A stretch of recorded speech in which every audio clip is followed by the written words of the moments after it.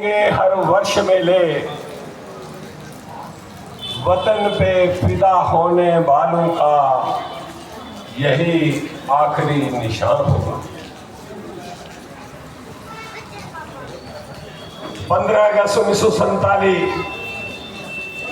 स्वतंत्रता दिवस की खुशी में यहाँ पर बैठे हुए हमारे माननीय एडवोकेट देवराज की ओर से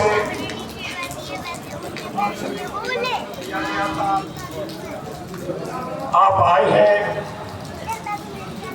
सभी महानुभावों को और यहाँ पर बैठे सभी देशवासियों को स्वतंत्रता दिवस की खुशबू में बैठे आप सभी को मैं कोटि कोटि नमन करता हूँ। सबसे पहले मैं आपको शुभकामनाएं देता हूँ भारत की आजादी के दिवस पर। आज हम आजाद हुए। आजादी की लड़ाई जो लड़ी गई थी, हमें फोकट में आजादी नहीं मिली।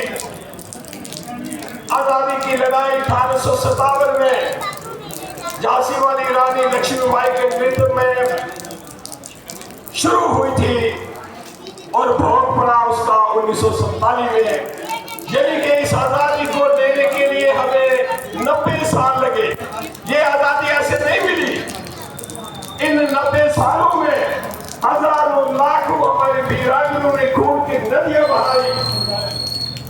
हमारे देश की सेवा करने वाले योद्धा, उन्होंने भी इस धरती को खून से सींचा, तभी हम लोग यहाँ पर बैठे हुए हैं।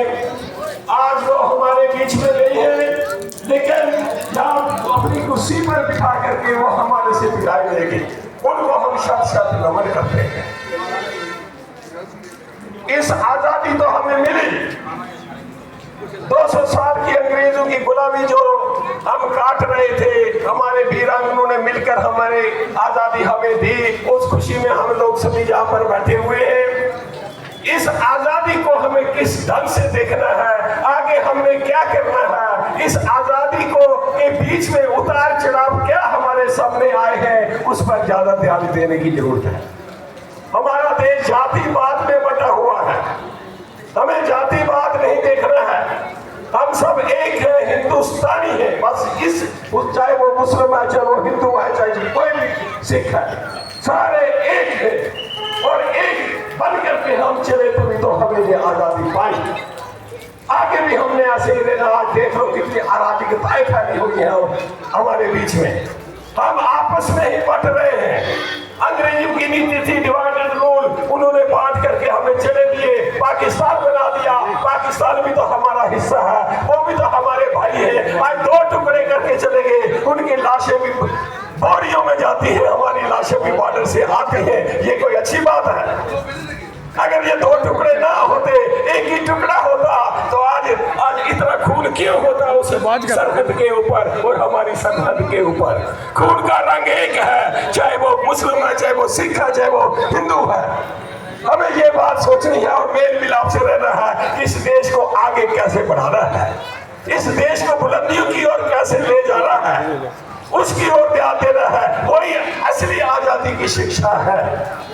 तो हमें बच्चों में, हमारे बच्चे भी कितने आज पूरे हिंदुस्तान में परेडें निकल रही है। लाल किला में हुआ, आज हमारी देखो हमारे